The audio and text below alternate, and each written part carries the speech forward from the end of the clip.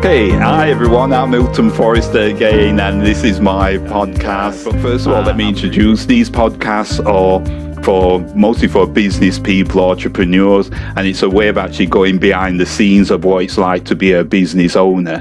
And I'll introduce Angel in a moment, but I think what I'll do is I want to be able to actually get to the point where a lot of people don't understand what it's like to be a business owner, people who are starting out in business, because there's a lot to it and there's a lot of things, a lot of mistakes, what we go through as business owner.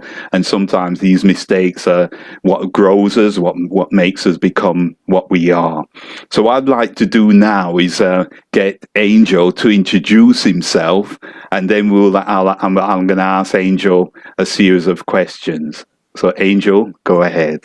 Thank you. Well, first of all, Hilton, thank you very much for having me on your show, and thank you to all the audience for being here, today, listening to our humble conversation. So, yeah, basically, I'm originally from Barcelona. I've lived in the UK, and I have lived for the last 10 years in the north of Dallas, in Texas. That means like almost the center of the country. And yeah, for a living, basically what I did is both corporate CEOs and established entrepreneurs, they hire me to bridge the gap globally for expansion and exposure. I would say that basically I help companies to go internationally through several sales, business development, and marketing strategies. And I started to do that 4 years ago after I left corporate America. And the reason why I did that is because I've actually started my foundation. It's called Wisdom for Kids. And what we do is we help underprivileged kids in Latin America become entrepreneurs, using their local resources. So this is Angel Ribo. I am this person, consulting business world, talking to all these, very powerful, influential people, and at the same time helping the underprivileged kids in Latin America with Wisdom for Kids. Oh, that is beautiful. That is wonderful. To say that, especially the next generation, that's generally where my heart is. And your bio is that you've done a TV host, public speaker. As you said, you're a consultant as well, and you've lived in various countries around the world. You speak 5 languages. Wow, that's incredible. You've lived also in the UK, and it's just incredible to have you here. But you mentioned in what you're saying about kids, and that's a lot of the times I focus on kids as well, because there's one of the stories personal to me is that there's a young man who's 17 and he's now wanting me to coach him to be an entrepreneur. So it's really exciting to actually see the next generation, how they're going to actually take on board the new technologies and things like that. But in your experience, what are the main things, especially to do with the kids, or what you find that they're hungry or they're disconnected? What would you expand with that? Yes, the first thing, as I was listening to you, I was really like being in tune with what the human being Hilton was saying, and I was remembering all those workshops that we have been delivered with our team in Latin America for those kids. And obviously, I have 3 kids, and I have had different experience with all 3. We are very involved as a family. Actually, my wife and I both in the education of our kids. We are volunteers in the schools. We are volunteers in the school district, etc. The reason why I'm saying this is because I found something in common for everybody. We are not allowing our kids to be themselves. We are not allowing our kids to be themselves. Okay, so we are right now at 2021, at 2020, almost only a few, 10 days or 15 days away from 2021. It's December 2020. Everybody knows what's happening in December 2020 in the world. Nobody will ever forget what's going on in the world. This is 7.5 billion people, right? And, we have all been obliged to think from out of the box throughout those last 12 months. We have had to do it.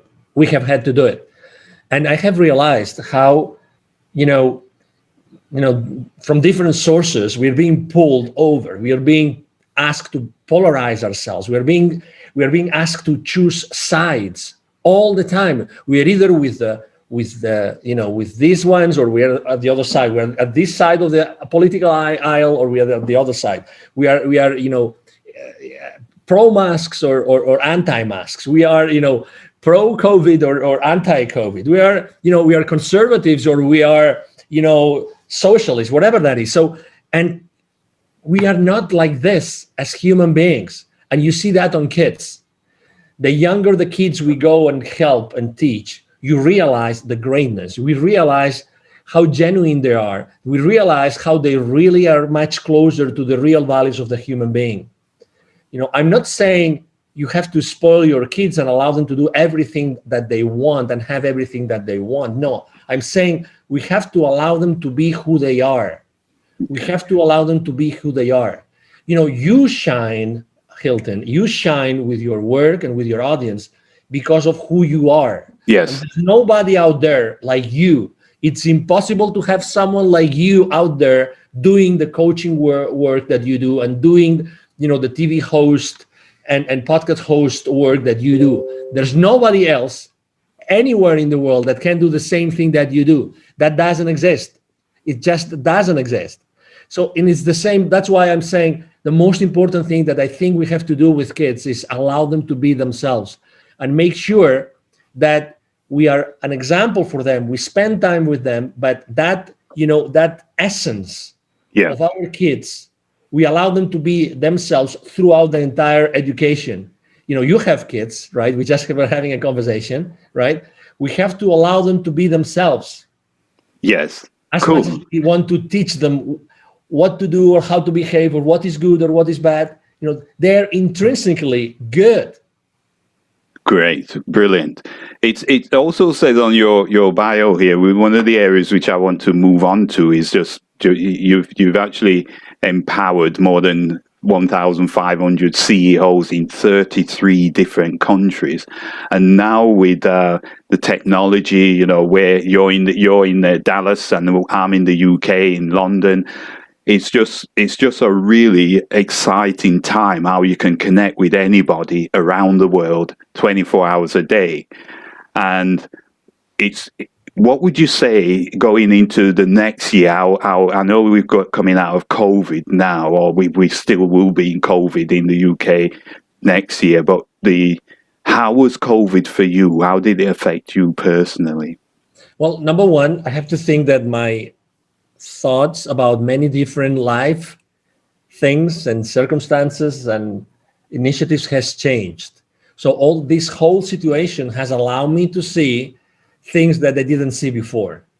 Okay. So that's why really from the bottom of my being, I have realized that this has been a blessing. I have not only lived and gone through a historical moment, but also I have realized that I have had to try to understand so many moving pieces right now all over the place with my family, my relatives, my friends, my co-workers, my employees, my business partners, everybody, my vendors. I have had to do so many different things and have to try to understand what's happening in the world. Why is this happening? What has historically happened?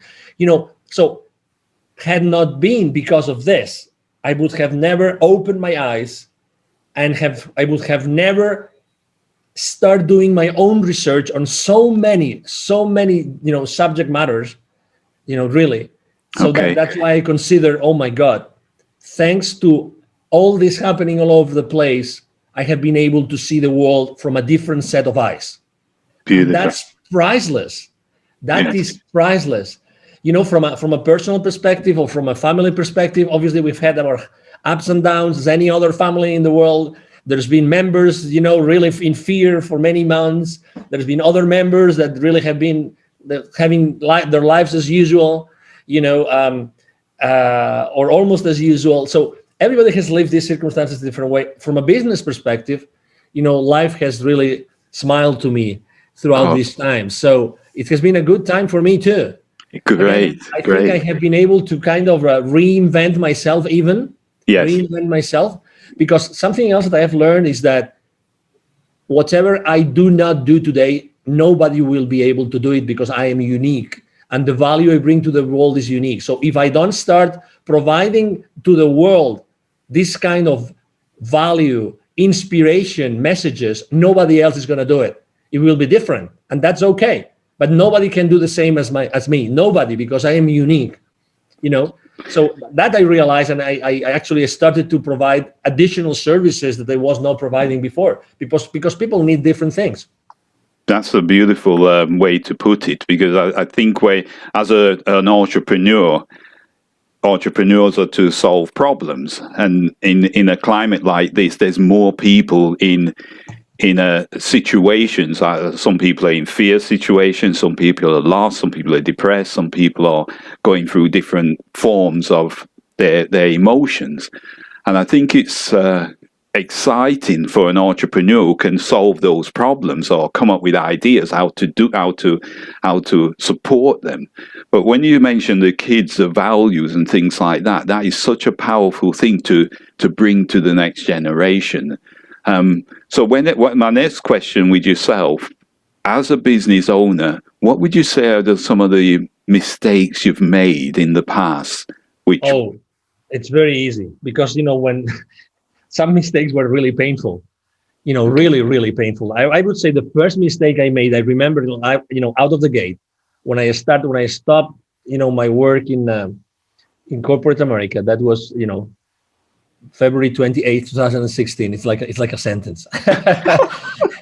It's like a sentence. Having been in that environment for so many years. So I remember the first mistake I made is that I didn't ask for help enough. So I thought, no. I get this. I can do that. And I didn't ask for help. And the only scarce resource that we have as humans is time. It's the only one. Yeah. The rest you can have any other time in your life, but time goes by. Okay. Yes.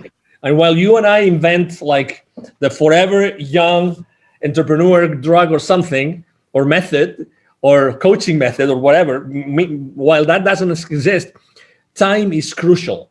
When you start as an entrepreneur, time is extremely important. So I thought, okay, so I can do that. And I had savings and I had money and everything. I wish I had invested that money to earn time, to have people help me with the things I needed to start my business. I didn't do that. It took to me too long to ask for help. And I'm asking for help from vendors, about people that have skills that I don't have, so I need them to do certain things. But also, I'm telling about my former workers, co-workers, my business partners. I was hesitant and reluctant to go to all this, circle of influence of myself to ask for help. Okay. I don't know this, and that was very unconscious. I mean, it's not that no, I don't like these guys again. It's like maybe I'm not doing this anymore. I'm going to do this now. Maybe I didn't feel myself enough powerful, or maybe I had the imposter syndrome. You know what I mean? I didn't want to go to these people that I'm sure they would have helped me, because they love me and they love me the way I am, and they would have given me advice and business contacts and many other things. I wish I had done this, and I had put my well, how to say this? It's not shame, but you don't want to ask for help. When you feel that you don't need anybody else to do this. That was a big mistake. And with everything that's happening in 2020, it's so clear. We so need each other. We so much need each other. Everybody of us, every one of us need. And the third mistake I made is we don't know how to collaborate, Hilton. We don't know. Right. We don't know how to collaborate. Yes. Okay. So for instance, I don't know. I mean, you go online and you'll see my profile and say, wow, oh my God, this profile is amazing. It has so many things and so many numbers. But in reality, if someone wants to collaborate with me, I do not want them to feel that they cannot offer me anything, because maybe my profile is amazing and my history and my experience.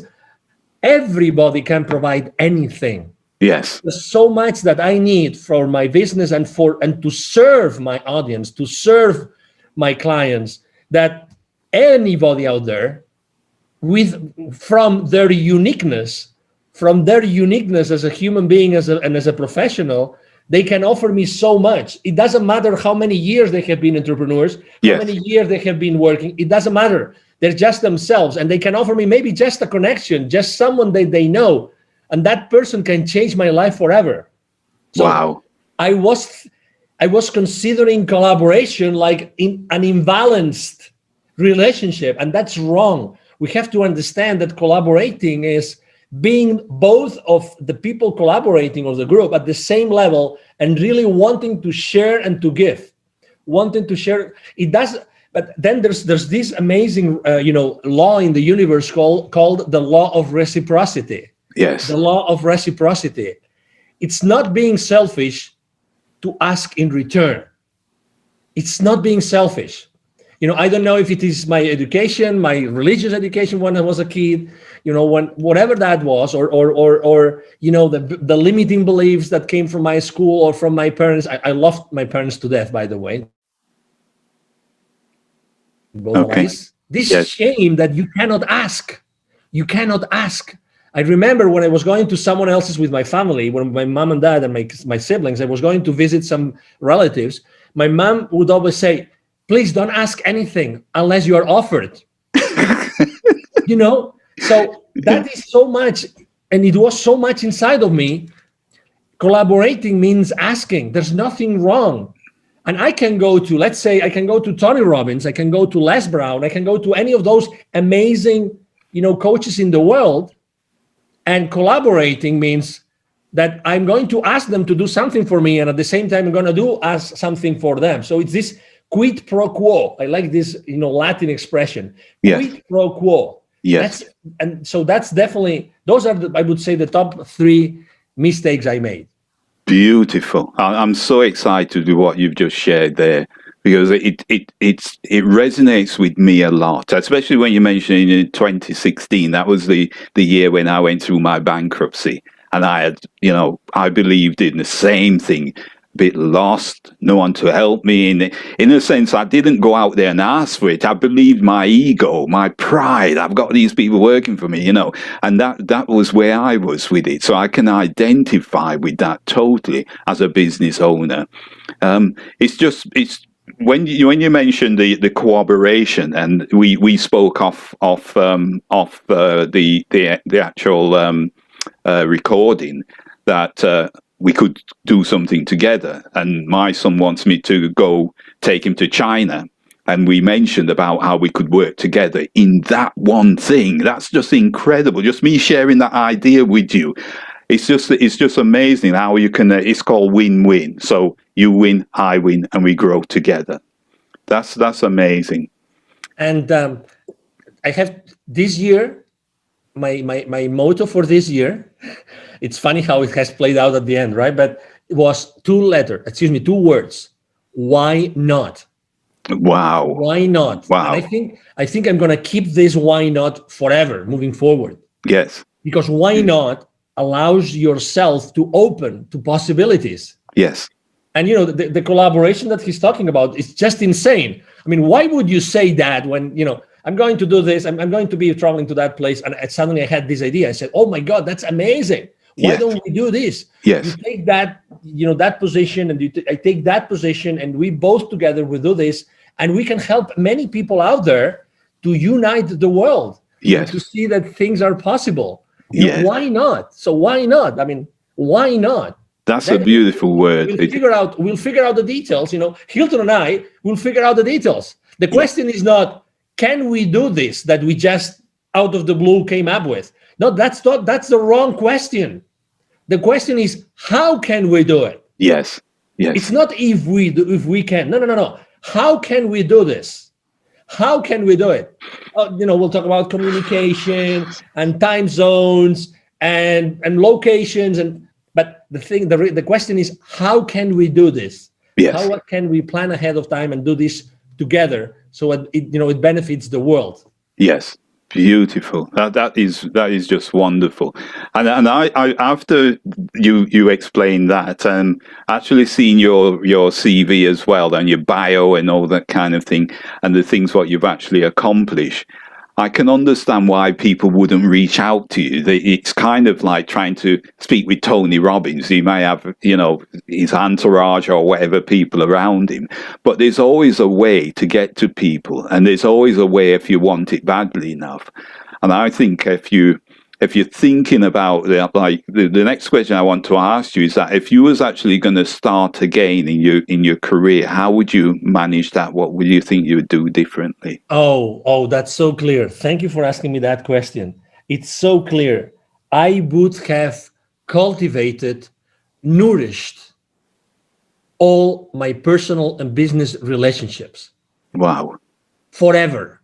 Like, I would have carried a notebook, a notepad with me, like part of my outfit. It would be a notepad with a pencil, and I would keep track of every single person that has meant something for me in my life, and I would keep that relationship alive forever.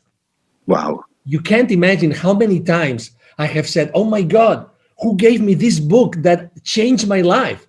That's a true story. I was in the UK. Actually, this is amazing. That's a true story. I was in the UK, and someone gave me a book, and I don't know who gave me this book. Yes. I have spoken so many times before media about how that book changed my life forever. Yes. And I have never been able, just this small thing, right? Who gave me that book that changed my life forever? I can't recall who that person was, but I was in the UK.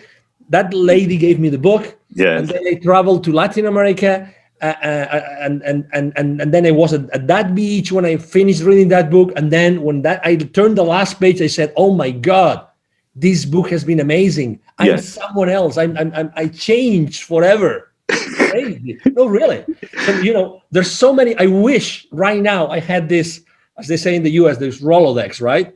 This Rolodex with all those connections, just to go back to them and say, "Hey, how are you? How is life treating you? What can I do for you? What could we do together?" Yes. Yeah. Good. That is so amazing. The connections you're more or less saying, nurturing them and keeping them with you as you're going along. Yeah. That is so important. The amount of times I've met people as well, and you just sort of can't be bothered to get back to them or whatever the case may be. And what would you say is the power of the mentoring then, the coaching in terms of that? You mean in my business or in general? In general, well, because I know a lot of people go to coaches. For instance, I had an email 3 days ago, and it was a lady on LinkedIn, and she said that her husband's lost his way a bit in his business, and she wants to give him a Christmas present.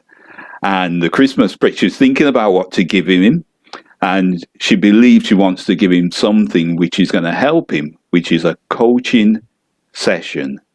And she contacted me and said, can I actually speak to him? And we're going to set a time to go through where he wants to get to, where he's got lost, and that kind of thing. So people come to coaches when they've got that pain, and some people come to coaches to go ahead. You hear people who've got multiple coaches and that. Could you expand on that area and the benefits of that? Oh, absolutely. Well, number one, I would say I realized it's fascinating. I rarely speak about Tony Robbins, but I have to say that it was an event of Tony Robbins who made me crystal clear that I had to have a coach. I always have a coach. Okay, so I have had several coaches. Why? Because you just don't know what you don't know. Yes. And second, because you don't see your own belly button. You just don't see it. It doesn't matter how thin you are. You just don't see it. Yes. People, you don't see yourself the way that you conduct yourself in the world. I mean, as much of an observer that you can be of your own self in the world, as much present as you can be, you are still tied to the habit of being yourself. You need someone from the outside to help you. And again, a coach is not someone who's going to tell you what to do. The coach has the power to drive you, to help you, to score you through a process of self-discovery. Yes. And discovery of other things around you. That's a coach. A coach is a support. It's a life support system. That's what a coach is. It's a life support system that helps you realize things that it's impossible for you to realize. And also remember, I mean, if we were to measure, let's say March 2020, levels of fear in the world, compare, if there was a fear meter, like in every single neighborhood in the world, and we move forward to December 2020, needless to say, June 2020, right? What are the levels of fear? Oh my God, there's so much fear all over the place. Yes. Because we are human beings and we develop that because it's part of our survival instinct. I get that, but we're still fearful. There's a lot, as you know, there's millions of people that live in fear. There's millions of people with their immune systems down because of the fear. Because they think, oh my God, we will never get out of this. Oh my God, I listen to the news every single day. It's not possible. I mean, I just heard my MP talking about this and that, and oh my God, oh no, I'm going nowhere. What's going to happen to my family, to my estate, to my house, to my belongings, to my properties? You know, you need an outside observer, and that's a coach. Yes. That's a coach, someone that listens. Yes. That's someone that listens and makes the effort to understand and keeps you focused and to the point. Beautiful, beautiful. That is so powerful. I've used coaches in the past as well, and they told me accountable because I can be lost and lazy, you know, and actually just to report to somebody, this is what I've done, I've achieved this. It's such a powerful thing. And there's a lot of people don't realize that is around. But when it comes to your personal kids, how have you nurtured them through your the upbringing themselves? Thank you. Well, first of all, I've that's obviously that's a great question, and that's an ongoing thing. You never finish doing that to your kids, regardless of how old they are, right? And again, you could perfectly ask me the question, what would you do differently with the kids, right?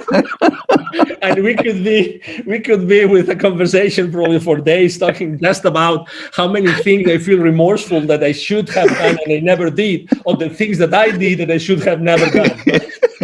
So regardless, I still nurture them, thank God, you know, and probably it's the outside world that shows me the good things that I did for them. It's not even me. Yes. Okay, it's the other people that say, "Oh my God, he's so well behaved, or she's so well behaved. Oh my God, it looks like you're doing a great job." Well, I really don't know. Hell yes. Well, thank you. You know, but so I nurture them. Number one, spending time, obviously, spending time and not telling but listening.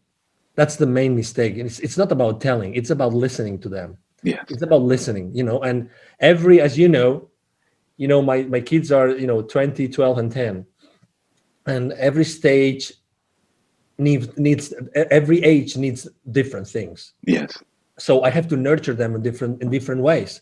I always will have to inspire them. I will always be there to listen to them. I will always be there to say, okay, so that's what I would do if I were you. But if you want the advice, or if you don't want any advice, tell me, how can I help you? What can I do for you? You know, and again, they don't know what they don't know. But most of the time, as you know, kids don't want to listen. Yes. To their parents, right? They'd rather listen to their best friend. Maybe if we are lucky as parents, they will listen to their teachers. If we are lucky, right? Or maybe they will listen to a priest. Maybe. Yes. That's the course of our lives, right? And we do that, and we go to church, blah, etc. But I think that it's being there to listen, and actually, I think that we should become coaches. Yes. Parents should be coaches. Yes. Parents should be coaches. There should be like a course. I mean, I've been married twice. The first one I married through the Catholic Church, and I was suggested / obliged to take a course before getting married. And actually, I went to a monastery. Okay. And I took a course. Yes. Right. And when I took that course, I was taught different things. But I think that it should be compulsory for every single parent in the world to go and take a course, but not a 2-day course and a weekend course. No. You have to go at least through a 1-year course led by parent coaches Okay. Parenting coaches, no, honestly, that should be compulsory so that you learn with quizzes, with tests. And if you fail the test, we'll see what we do with the kid. No, really. Because Yes. as you know, I mean, if we screw up with the kids, it's not because of the kids, it's because of us. Yes. It's us. If there's something wrong with their lives, it's because we didn't do something right. Let's face it. Let's face it. No, no, no, no. It was their company, their friends, their environment. No, no, no, no, no, no. I'm sorry, but we did something wrong at some point in time. We cannot change the past. Let's do something moving forward. Brilliant. Brilliant. When you were talking about kids as well, you say you've actually launched the International Foundation, and this is for wisdom for kids, and you've actually helped, which is wonderful. Over 1,000 underprivileged kids in Latin America. Could you expand on that? And why would you? I know it's from your heart and stuff, but how is that going? Well, obviously, right now, unfortunately, it's kind of stopped. I'm talking to the volunteers in the different areas through email and WhatsApp and all these kind of things. The foundation started because when I was living in Latin America and working in Latin America, I was all the time, serving the company. I was working for a high-tech company. I was serving these corporations, right? These companies, these businesses, and most of them they were manufacturing companies in the outskirts of the cities or even in the rural areas. Every time I would go to those areas, as you know, Latin America, most of the countries obviously have a high level of poverty. Every time I would go to those manufacturing plants to talk to the CEOs of those corporations, every single time without exception, guess what I would find outside? There would be poor kids offering me some sort of product or service. Hey, can you buy some candies for me? Can you buy some gums? Yes. May we keep your car safe while you are inside the plant? Maybe clean your windshield. Maybe clean your tires. Anything, because they wanted to have some money or because their parents obliged them to make a living for their home, whatever that was. So all the time, in the same day, in a matter of minutes, I would be seeing the very poor, the poorest part of that area and the top most influential people in that very same area. Yes. So picture that, right? So kids, underprivileged, poor, with very poor like clothes, everything. And in a few minutes, I was inside the plant and I was talking to the most influential guy in that manufacturing plant that was definitely one of the most influential people in that entire area, geographic area. Okay. So I'd reached a point in which when I was already planning to leave corporate America, I had a spiritual experience. Okay. So it was a Saturday morning. I was in Mexico City. I was in the 13th floor of that hotel. I remember that floor and I remember that room and I remember that bathroom because as soon as I got up, as I felt, I went to the shower, and when I woke up, I had this remorseful thing of, my God, it's Saturday. I should have taken the flight back home on Friday. Yet again, I'm sacrificing my family due to my work. So I was remorseful. But as soon as I turned on the tap on the shower, the water in the shower, as soon as I did that, I started to feel an incredible rush of energy. As the water was pouring into me, I started to see those images and this incredible emotion, and for no reason. I mean, those images of all those poor kids in Latin America, all those images of hundreds and hundreds of kids I had seen for this, years while being in the continent. And I started to cry for no reason. I was completely in goosebumps, completely. Yes. And I felt so moved and shaken. I was literally ended up being on my knees inside the bathtub in that hotel. So it was I remember that entire day, I was so sensitive. Anything that anybody would tell me, I would start to cry for this entire day. And I realized, oh my God, why has this happened to me? What does that mean? Yes. Angel, listen to what just happened to you. Yes. And then it was very clear.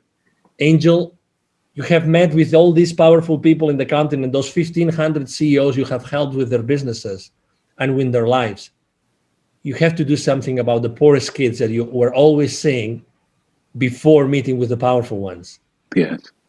And then that was, I obviously flew back to Dallas, and then I said, hey, I'm going to do this. And I looked for 2 other people to do it. We co-founded Wisdom for Kids.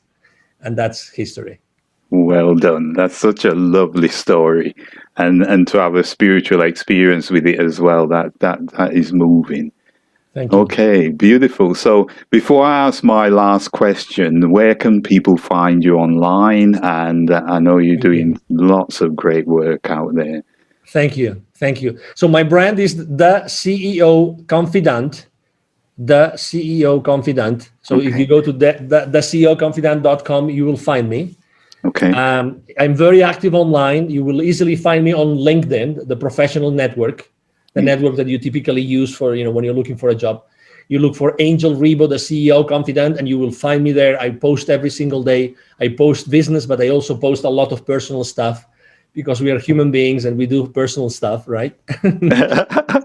So that's the easiest way. If you want to send me an email and I respond to all the emails, my email is very easy. It's Angel, ANGEL, Angel, again, ANGEL, Ribo. Ribo is RIB as in boy, O.com. Angel@angelribo.com. That's the easiest way to find me.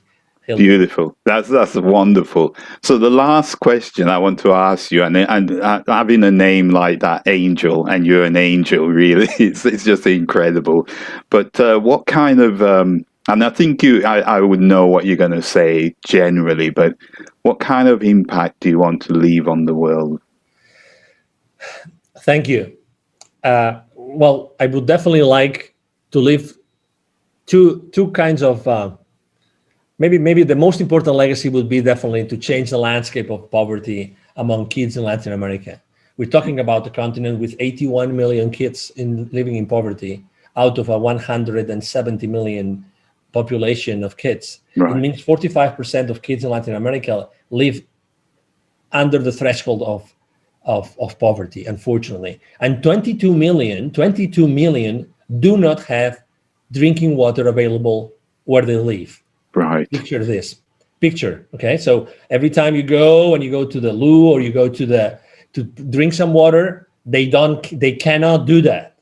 Yes. They can't do it. 22 million kids with their families. Okay. So picture this. So that's one thing. And the second thing is I would love to connect the unconnected. If you see this, actually, Wisdom for Kids is exactly that. It's connecting the unconnected.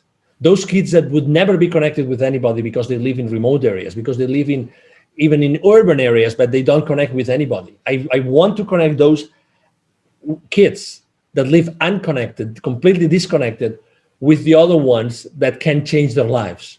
Yes.